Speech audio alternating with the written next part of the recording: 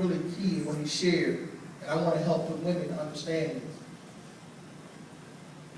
Some women are so engaged in the fact that they desire a spouse that when they find a good package in a young man, they're immediately identifying them as husband material. Amen. So they don't know how to slow the pace down and not be so aggressive in what they have in their imagination and what they have in their mindset as it relates to obtaining a spouse. So it's okay for you to let down and relax and to be able to just go out and have. I like what Marvin Sapp said. He was in an interview with Bobby Jones. Marvin Sapp, you all know him. He's a widow. His wife passed, and now he's in a single arena, and he's a pastor of a large ministry. He started a brand new school. But he said this, he asked the question, and Bobby Jones asked, he said, is there a significant other or a person of interest that you're with? He said, no. He said, but what I do is I go out and have adult conversation with the opposite sex. Let me say that again. I go out and I have adult conversation with the opposite sex.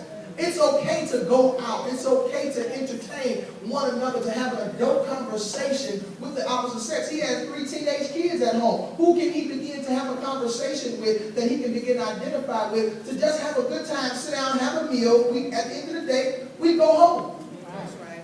So let's not be so aggressive, and they go both ways. Men and women can have that mindset. So we want to be mindful. Now we're going to jump off into another area. Pastor, you got a question? What area you want to go to? We're going to deal with the children because Sister Gwen mentioned something, Sister Yvette mentioned something about being a single parent. How do you handle that place? Where did the disconnection come from? Or how did you deal with the disconnect when the children's father, how the way it may have dissipated, how it may have dissolved that relationship? How did you deal with that to come to a realization that, you know what, I'm a single parent? When did it happen? How did you realize that you got over the fact of the loneliness, of the disappointment, to understand I'm responsible for these children now, and I have to step in and do what I need to do? Whether they helped or didn't help, what was the issue?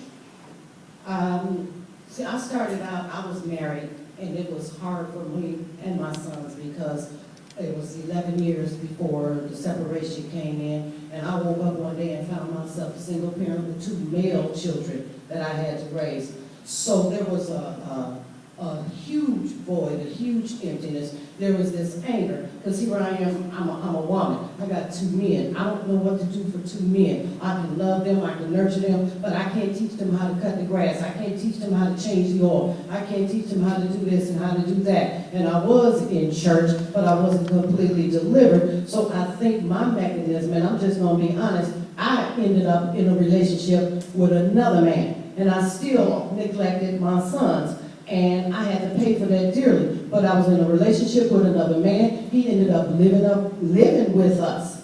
And so now, you know, getting into God and growing in God and ending up hurt and having to truly turn to God and let that man go, I got to a point in my life now, these years have gone by, and my sons are no longer little anymore. They're grown men. So there's a gap in there of some things that I neglected to do when they were growing up. So now I have a whole other set of problems because now I can't pop them upside the head. I can't punish them. I can't tell them what to do. So now they're grown. So God showed me, you got to go back and you got to pray. And you got to let me come in and be your father, your mate, your everything, and let me raise your children in me. But you got to let me show you how to do it. So there are some things now that I'm suffering and seeing the consequences of my neglect. But I'm praying and I'm trusting God. And my sons, both of them still live with me. But God showed me that there's some things that I'm doing now that you didn't do years ago that I'm showing you. So people will tell me, oh, they're too grown, you need to put them out, and this, that, and all the other. I don't listen to what they say. Because a lot of times a man will tell you, your son's grown, you need to put him out. Why? They want you to put them out so they can move in, but they didn't marry you. So we have to use wisdom and just trust God. So my sons will leave when the Lord has them ready and prepared, financially responsible or whatever, to leave. And I don't care what the peanut gallery is saying. Because, you know, I looked in the Bible and okay, Joseph didn't leave, Joseph was almost 40. No, Jacob.